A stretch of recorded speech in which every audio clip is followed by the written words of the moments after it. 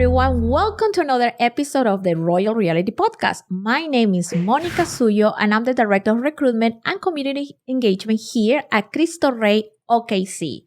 Thank you for watching this episode because we are going to talk about our Cristo Rey student clubs. In the past episode, we talk about sports, we talk about different student activities that we have, but today we have a representative of the Asian Cultural Club, Nikita Lee. Welcome. Hi, thank you for having me. No, thank you. And are you a senior? Is that correct? I am a senior. So how has been your experience at Cristo Rey for all these 4 years? For my experience here, Yes.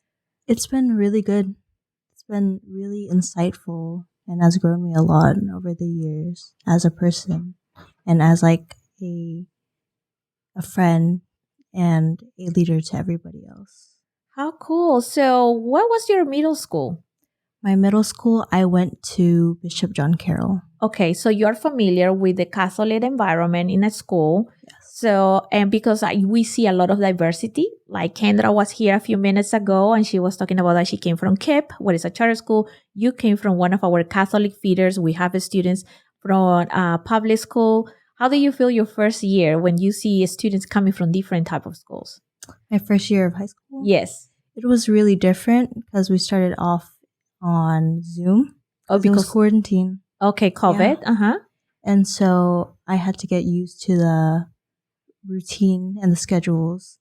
And that change made it harder for me to switch from middle school to high school. And so it was harder to make friends. And it kind of made me less open. And so it was really hard to start out in high school with other people in my community. And especially like you said, during, quarantine time and being able just to connect with people through Zoom. It was that the whole year or just the fall semester? I actually am one of the students that stayed longer during Zoom because of like family difficulties that I had. And so that made it even harder for me. Okay, so let's talk now about your sophomore year. How was that? How was for Nikita to come to school, to the building for the first time in your sophomore year? So sophomore year, I was really quiet, but I did make some friends. And I kept to myself most of the time, focused on academics. So you focus more on academics. Do you have some friends? I do. Okay. I did, Do yeah. you have some friends that came from the same school? I had one familiar face come from the same school. And I didn't talk to them much, but I did make more friends along the way from other schools. From other schools. What about going to work? Was that scary the first year going to work or how do you feel? Going to work, I think it was like a new experience. I wasn't nervous, but it was things to learn, new things, new experiences, and new people to talk to. Also like a new opportunity to build skills that I didn't have before. And that's very important. I'm pretty sure that for a lot of people could be scary or a little nervous or at the same time exciting because nobody goes to work during your middle school years, or there is a lot of schools that actually in high school, they don't go to work. I'm pretty sure that you talk to maybe some of your friends outside of Cristo Rey and they don't go to work in high school. So definitely, you guys are very brave to be open to the idea to go to work. Which one was your first workplace? My first workplace was a professional group called Matisse. Okay. And they helped other professional like groups or companies to help work together better. So like establish that teamwork and communication. How cool. So you learn, I'm pretty sure, a lot about interacting with others, about customer service. Did you help in any projects when you were there? I helped in a lot of the research heavy things and a lot of the PowerPoints that they use during their meetings. Okay, so they were actually treating you like a regular employee. Yeah. Okay, and that's something, that I tell always to the families and the future royal students, that you're not going to be treated like a high school kid. They're not going to have this feeling like, oh, we need to babysit these high school students. They will treat you like another employee and sometimes have the same expectations. Yes. Now, what were you going to miss now that you're leaving Cristo Rey? In the next few months, sorry to bring that up. What are you going to miss the most about Cristo Rey? I'm definitely going to miss the support from the teachers my friends I have here, and the kind of support you don't get in college because you have to be independent in college. I'm pretty sure, and what you just said is something that other alumni that I have the fortune to interview last year, they were part of our podcast. They said that they miss that the most, the sense of community, the support from the teachers, feeling close to them. They also say that they miss the college counseling team. Let's talk about it briefly. How much help do you get from our college counseling team? I get a lot of help from them, whether I like it or not. But that's good to say. It's really helpful. It made the college process so much easier. Even though we had to apply to 10 colleges, they gave us ways to support and give the help we needed because it's our first time doing it. And they're there for you no matter what you need or when you need it. Yes. And I think that the college counseling team is one of the best teams. I always say that we are very proud of them because they do a lot of hard work with you all and filling out applications, also educating the families about going to college, about FAFSA, about the support that parents, should be providing to their students. I think that they try to help you guys to not feel like foreign year when you go to college.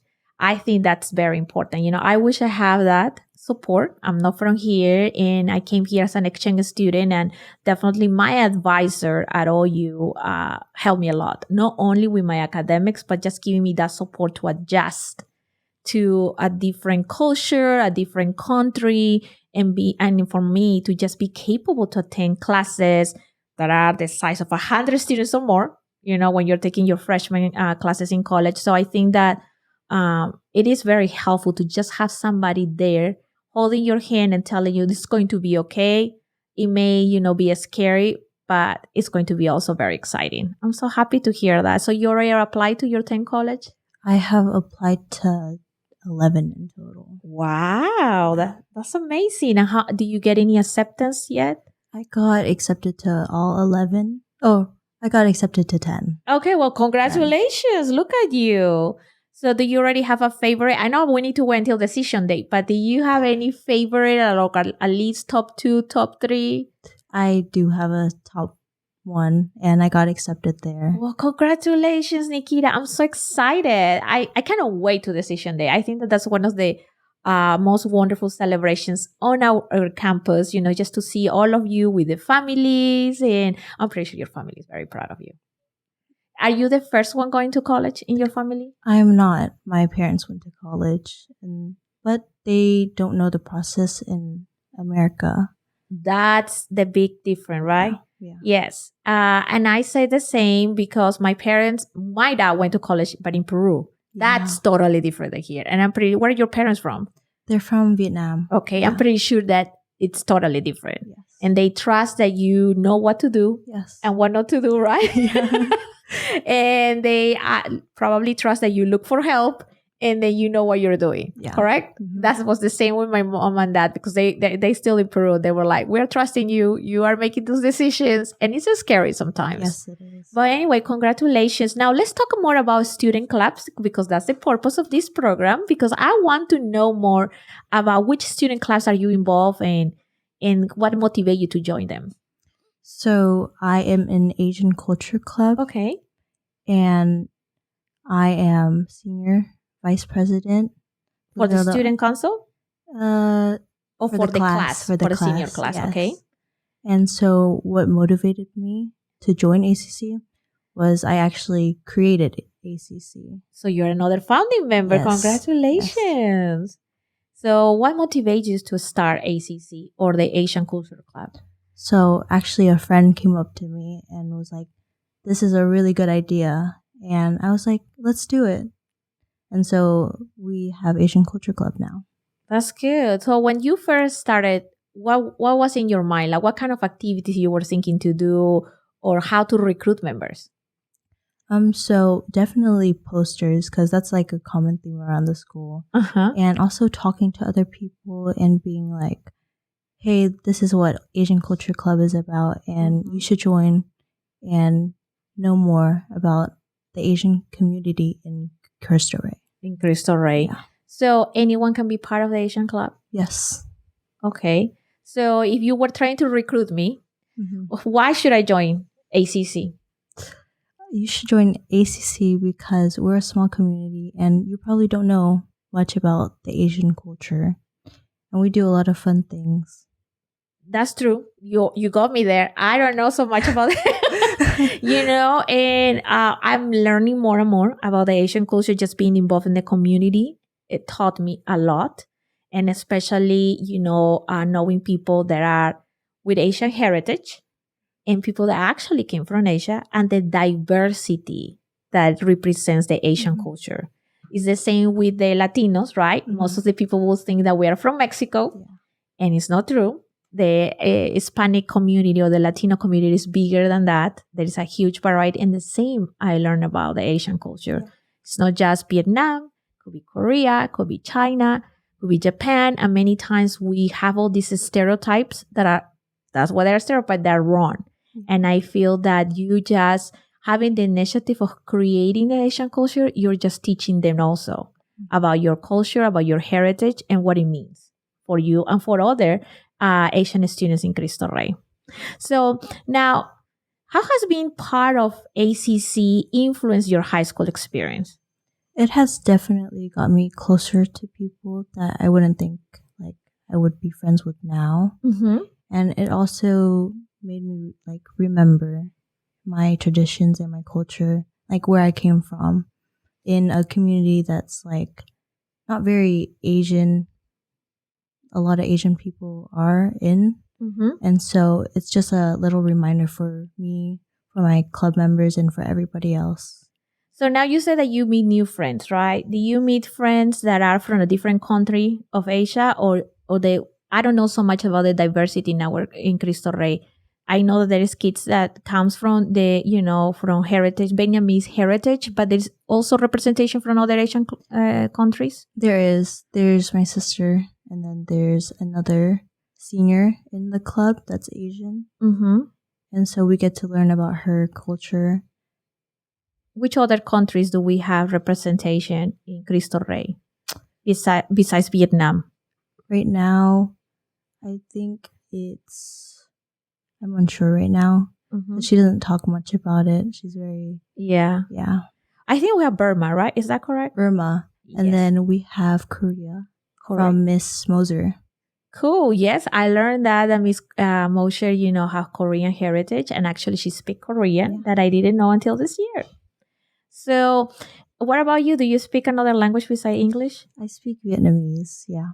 Were you raised here or do you born in Vietnam? I was raised here. Okay, cool. So your parents keep the Vietnamese language at home? Yes. That's very interesting and that's very important too. Yes. So can you share some of the highlights or memorable moments from your involvement in ACC? So during ACC, we try to plan a lot of events, whether it's within the club or for everybody else. So we try to get involved as much as possible, like around everybody's like busy and everything. But we try to meet up and do little things in our club, like taste testing other foods or like experimenting with other cultures. And we also participate in trunk or treat to show everybody like what Asia is all about. That's so cool. Yeah, I remember that you guys were part of trunk or treat. Yes, that's good. And you say also you got me the part of food. So what kind of food do you guys taste, or learn about during those meetings? So one time we did boba. Okay. We made the boba, and that was at our old school. And we were planning to taste Korean food because Ms. Moser came up with the idea. Anything about Vietnam? Not yet. So not yet. Maybe in May. Maybe May. What were you thinking? What were you thinking to bring? Maybe like fried rice or egg rolls. That's true. When I used to be a teacher, one of my students was from Vietnam, and she brought the best egg rolls for me. It's true, you can get them in a restaurant, but I always said there is nothing better than homemade food, and each country make different, or you can feel the taste different, on an egg roll. The same with fried rice. There's a lot of countries that we use rice. Even in Peru, we have fried rice because we have a Chinese community, but it's totally different, than here going just to a Chinese restaurant. So I definitely, I love that. Even when I go to a Thai restaurant, you can see the flavors totally different because it's the way that the countries, the spices that they use, it's totally different. So I definitely will be one of the people signing up if you bring either fried rice or egg rolls, because I think that homemade food, it's the best. Now, let's talk about the Lunar New Year. Okay. Not a lot of people know about it. Mm-hmm. Some people will call it Chinese New Year, Vietnamese New Year, but somebody say, no, it's Lunar New Year that a lot of the Asian community celebrated. Now, how do your family celebrate Lunar New Year here in Oklahoma? So we participate with a bigger community at my church. Mm-hmm. And so me and my sisters help out with the celebration. So we dance and we help bring it alive, the celebrations, and make other people remember our traditions and where we came from with those dances and with the clothing we wear. What kind of clothing do you wear? So there are various clothings that we wear. There's an ao dai, which is a traditional dress, which there can be so many patterns, so many designs, and so many colors put into it. And there's a ao baba for either the girls or the men, mm-hmm. because that's what they used to wear back then for a lot of occasions like school mm-hmm. and weddings. Okay, and then you said that you celebrated through your church with a bigger community. How big is the Asian community here in Oklahoma City? It's really big. It's really hidden, but if you go to the right place, you'll see so many Asian people celebrating together and getting along. And you can learn so much from one event. That's true. I've been very fortunate through this job here at Cristo Rey, to be part of some of the Asian Chamber of Commerce celebrations, and you can see the variety that you say about cultures, about countries, dances, food. And I think it's very important that anyone in Oklahoma should be aware that the Asian community is very big, and there is a representative or more from different countries. You are totally right. I think that in our school, it's very little, but that's not a reflection of the bigger community that we have here in Oklahoma City and the impact that this community have in the city of Oklahoma. Mm-hmm. Sometimes, we even forget that. Now, how's that the Lunar New Year is different from the other New Year celebrations? So for Lunar New Year's, it's like a piece of our history that we keep and celebrate every year. Well, regular New Year's, you just party, you wait until 12. But for us, it's remembering our ancestors, remembering where we came from, and creating an identity for yourself with your culture. And what you're saying is very valuable. So the regular New Year for anyone, it's of course January 1st. When is the Lunar New Year? So it's always in the beginning of February. The date always changes. Right. Because of how the year moves around. But it's always in the beginning of February. Oh, the beginning. And then how long are the celebrations? So the celebrations, I've witnessed it to be a day, but I think back at home in Vietnam, it goes on for a week. It can go on for a week.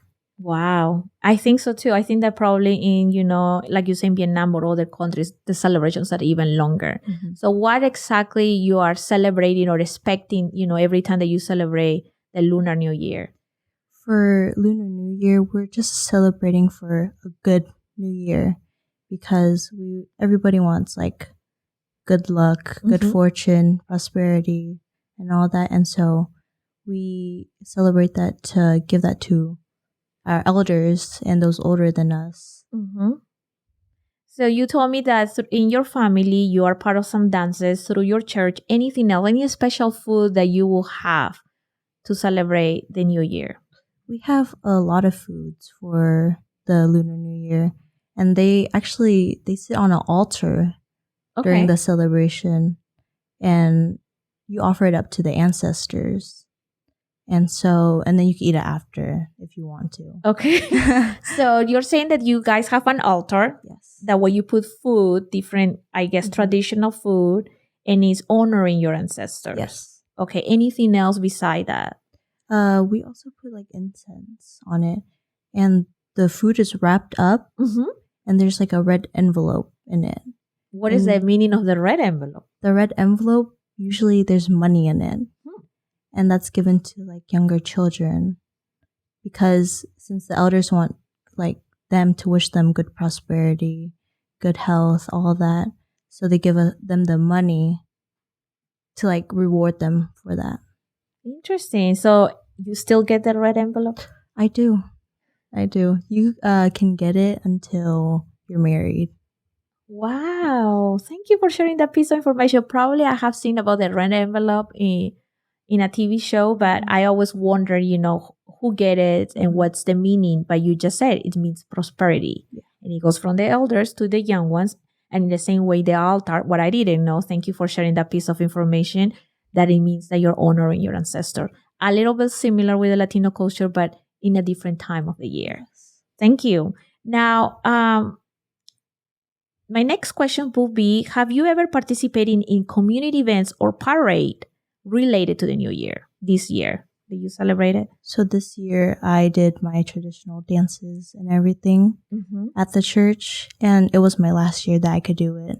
Why the last year?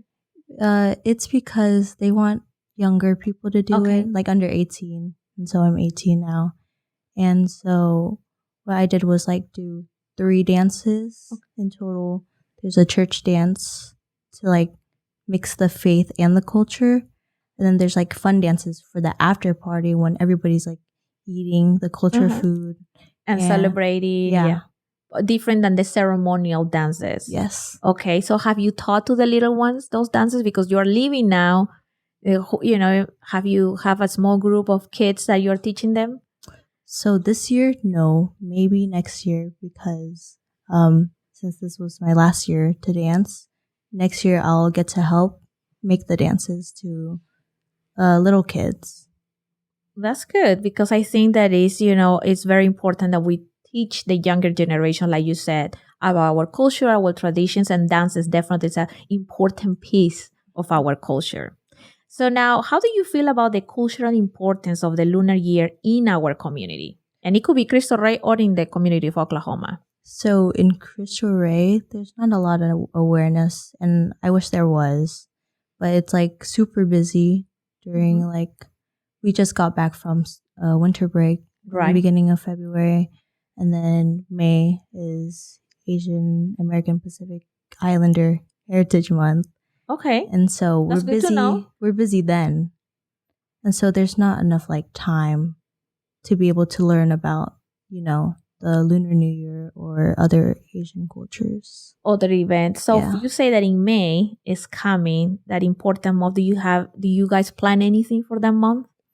Unfortunately, we can't because of testing, finals, and all that. Yeah. But you know what, Nikita? Maybe, since you guys have an important job that is bringing awareness and share culture, maybe we necessarily, it is true, February, we celebrate the Lunar Year, but maybe you guys can do it in a different month, or maybe toward the end of April, before testing start, celebrating, about the importance of celebrating Asian Heritage Month, or if not, maybe at the end with a big celebration, when testing's done, because I think, like you said, it's important to bring that awareness to our school in the same way that they have in the community, because students need to not only learn more about the importance of Asian history or Asian culture impact, but also they need to learn about how those Asian leaders built the country that we have now.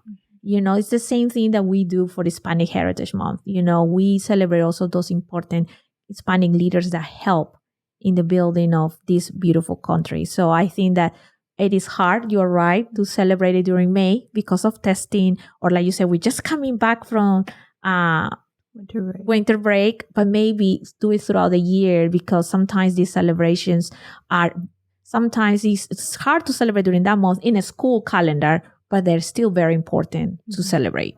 What do you think? Yeah, I think there should be ways, even if it's like not the exact dates, but be aware of the dates and be aware of, the actual event. Yes. For everybody's knowledge to be accurate instead of like stereotypical. Correct. And that's something that maybe you can guys start with, a Q&A about Asian culture. Or maybe, like you said, people are so interested in posters. Mm-hmm. Maybe you guys can create for that month different posters with Q&A. Mm-hmm. That's very important. Or just even basic geography questions about what are the capital of each of those countries, mm-hmm. or even about food.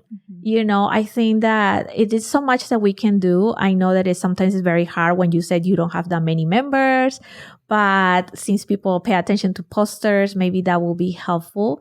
And the stereotypes definitely is something that we should all be aware, mm-hmm. and learn how to break those stereotypes and be more aware of our bias and be willing to learn about other cultures, not only in our school, but also in this Oklahoma City. Mm-hmm. So now, what advice would you give to a fellow student that is considering to join the club for the first time? And you can look at that camera. So the advice I would give is make sure to join a club that you're really interested in. Don't force yourself, but it's a really good opportunity because we have so many clubs. You can find what's right for you. You just have to have an open mind. That's true. Open mind. And I think that's for anyone, right? Mm-hmm. For students and for an adults, because I would like to see more adults being part of the student clubs. Besides your sponsor, right? Yeah. That would be so very neat to have faculty and staff members to come to the clubs or just, say, hey, how can I help? Mm-hmm. I want to learn more, but how can we celebrate the Lunar New Year here in Cristo Rey? That's a very good advice. Now, in your opinion, how do student clubs contribute to the overall school community? So student clubs, I think it's like a step away from all the academics, mm-hmm. and you get to practice what you want to like learn and what you're interested in. Or like if you're scared to try something new, you could try something new in any of those clubs. Yep. It is true. I want just to remind everyone that if you want to start a student club, you just need 3 members and a sponsor and the approval of our principal. There is so many student clubs in our school. We have Crochet Club, that is very popular. We have also the Aquarium Club. We have the Hispanic, if I'm not mistaken, is the Hispanic Student Association, yes. The Black Student Union, the Asian Cultural Club. Am I missing anything, Nikita? There's also smaller clubs like D&D Club. There's choir. I don't know if you. That's true. There is choir club. You're right. Thank you. So definitely anyone can start a new club. Do you have any club in mind that you would like to see? I know this is your last year, but for your sister who is with us? I feel like any club can be made. Not any in specific, but definitely like maybe something similar to home ec, mm-hmm. like cooking or like learning how to be an adult. Because I know we have that experience outside of school, but bringing that to the school to let everybody have that opportunity. Good point, Nikita. Now, how do you think your involvement in a student class impact your future endeavors? So, for my future, it will definitely let me teach others outside of my community at Cristo Rey. And when I like go into the workplace or go to college, it's easier for me to teach them, and I have the right words to like describe my culture. That's good. And also, like you said, not only that, but also connect with others, communication skills. And who knows, when you go to college, I'm pretty sure, more than who knows, I'm pretty sure that when you go to college, you will join different student clubs. And definitely, if there is an Asian cultural club, you will be part of that. And that's something that I always encourage anyone that go to college, participate in every group. Like I was an exchange student. I tried to participate as much as I could in any student club that was available at OU. That's how you meet other people. You meet people from around the world, and you start looking for those places that you feel yourself and you feel that you can grow as a person. Well, Nikita, before we go, can you send a message to those people that want to be part of Cristo Rey, why they should join Cristo Rey? And if you can look at the camera. So you should join Cristo Rey, even if you have like a slight feeling that you want to join. It's a very good opportunity for you right now and for your future, either if you want the work opportunity, the club experiences, or just a warm and welcoming community. Thank you, Nikita. Well, thank you so much for being here, for just sharing some information, knowledge, and wisdom with us. And thank you for sharing about your culture and your tradition. And I wish you the best. Thank you. For the remaining of this year and also for your college experience. I'm so excited that you're ready to go to college. And I'm pretty sure that will help you not only in your professional path, but also personally. Thank you. Well, with this important message from Nikita, I want to say thank you for all your support to our Royal Reality podcast. Don't forget to watch this episode and the future one. The purpose of this podcast is to inform all our families and students about the services, the program, and the activities that we have at our school and that can help you. Again, my name is Monica Suyo. I am the Director of Recruitment and Community Engagement, and I will see you in our next episode. Bye.